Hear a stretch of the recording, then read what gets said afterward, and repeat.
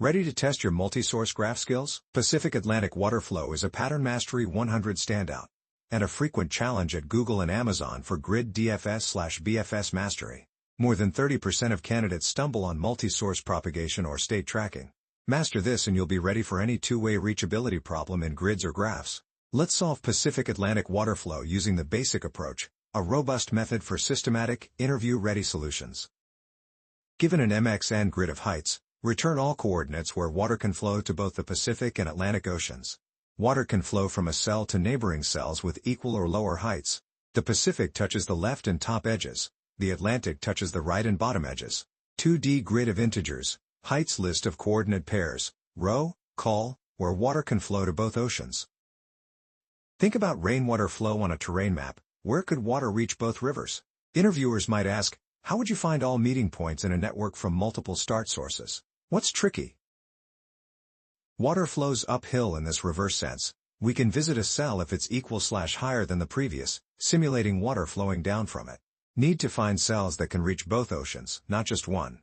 Must avoid redundant searches, propagate from oceans inward, not from each cell out.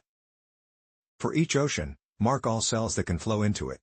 Pacific, start from all top and left edge cells. Atlantic, start from all bottom and right edge cells. From each ocean border, use DFS, or BFS, to move to neighboring cells of equal or higher height, reverse water flow. Collect cells reachable by both DFS runs. The intersection is the answer. Let's clarify.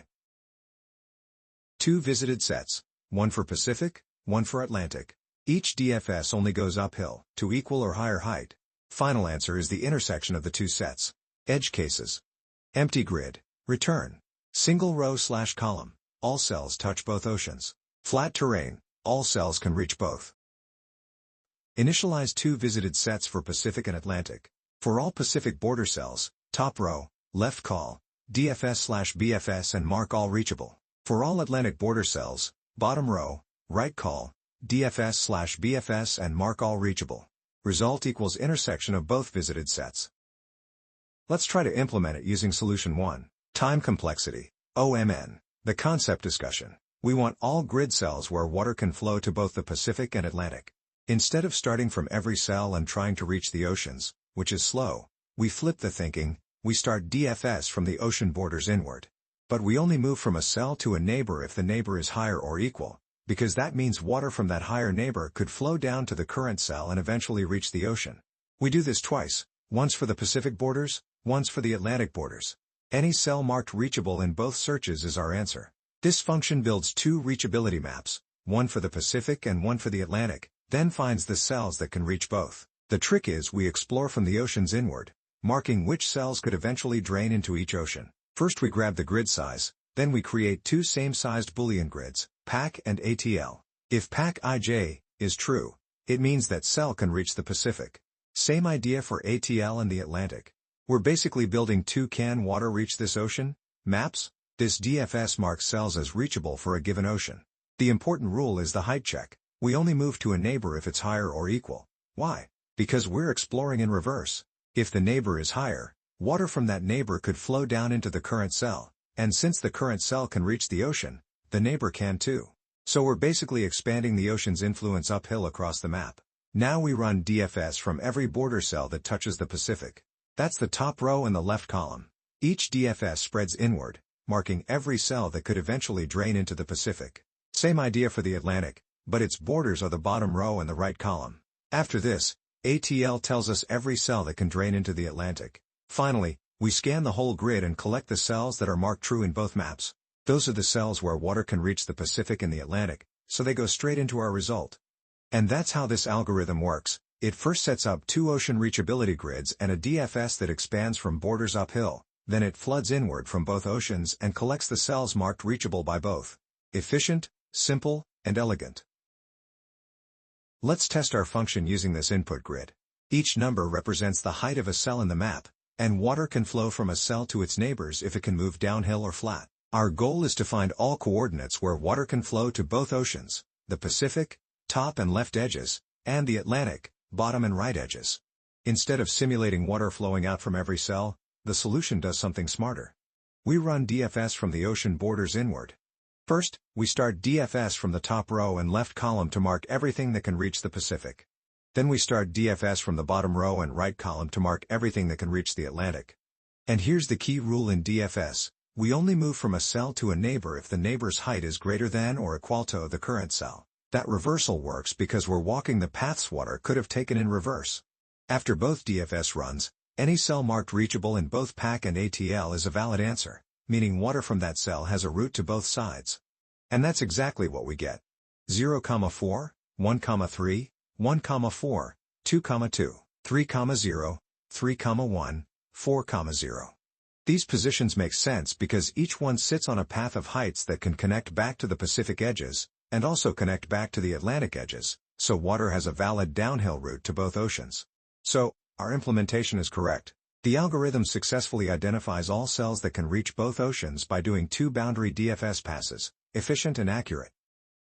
Let's try to implement it using solution 2.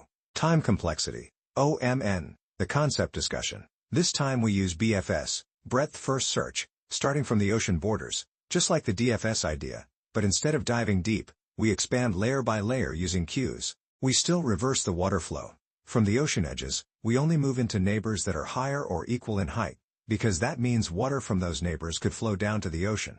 We run BFS twice, once from the Pacific borders and once from the Atlantic borders. Any cell reachable in both BFS runs is part of the answer.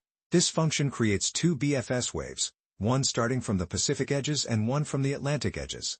Each wave marks which cells can eventually flow to that ocean. Then we intersect those results to get the final coordinates. First we grab the grid dimensions.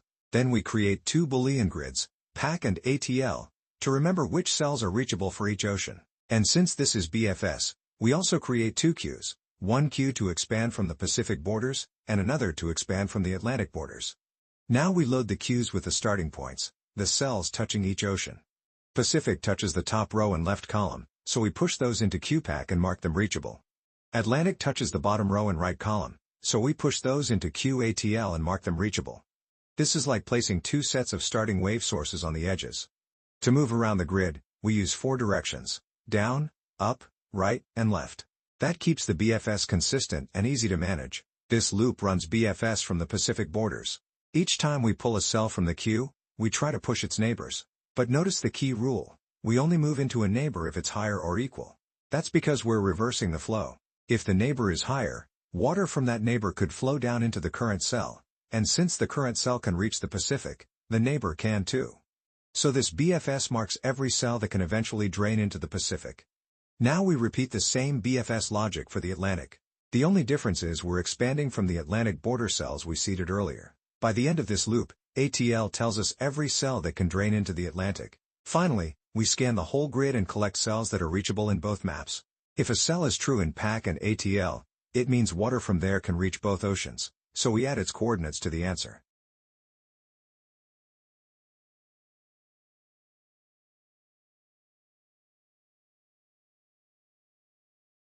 And that's how this algorithm works. It first seeds 2 BFS queues from the Pacific and Atlantic borders and prepares reachability maps, then it expands inward uphill to mark all cells that can drain into each ocean and finally intersects those maps to collect the cells that reach both. Efficient, simple, and elegant. Let's test our function using this input. 1. This is a 1x1 grid, so there's only a single cell at coordinate 0, 0, and its height is 1. Just like before, we're figuring out which cells can reach the Pacific and which can reach the Atlantic, but this version uses BFS with 2 queues. For the Pacific, we start from the top row and left column. In a 1x1 grid, that's immediately the cell, 0, 0, so it's marked reachable. For the Atlantic, we start from the bottom row and right column. In a 1x1 grid, that's also the same cell, 0, 0, so it gets marked reachable there too. And since there are no other cells to expand to, both BFS loops finish right away, but we've already confirmed that 0, 0 reaches both oceans. And that's exactly what our program outputs, 0, 0, which matches the expected answer. That result makes perfect sense because the single cell touches every border at once, so water can flow to both oceans from it. So, our implementation is correct. The algorithm successfully finds all cells that can reach both oceans by running 2 boundary-based BFS passes, efficient and accurate. Alright, quick recap to wrap up Pacific-Atlantic water flow. Conceptually, we're working with a grid of heights, where water can move from a cell to its neighbors only if the neighbor is equal or lower. The goal is to find all cells where water can eventually reach both oceans, the Pacific on the top and left edges, and the Atlantic on the bottom and right edges. The core insight was not to simulate water from every cell outward. That gets expensive fast. Instead, we reverse the flow. Start from the oceans and move inward. In that reversed view, we only travel to cells that are equal or higher, since that represents valid downhill flow in the original direction. We run this process twice, once per ocean, then take the intersection of the results. The plan was clean.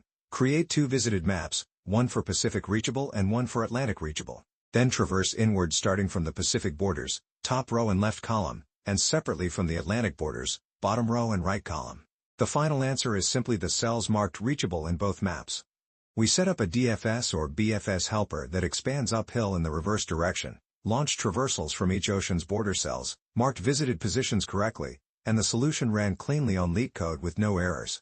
We verified the reachability logic across different terrains, confirmed the intersection produced the correct set of coordinates with no missing or extra cells, and all test cases passed. The big takeaway is that reverse thinking is the trick. Start from the goal and work backward. 2 boundary traversals beat brute force almost every time, and once you master this pattern, a lot of grid graph problems get way easier.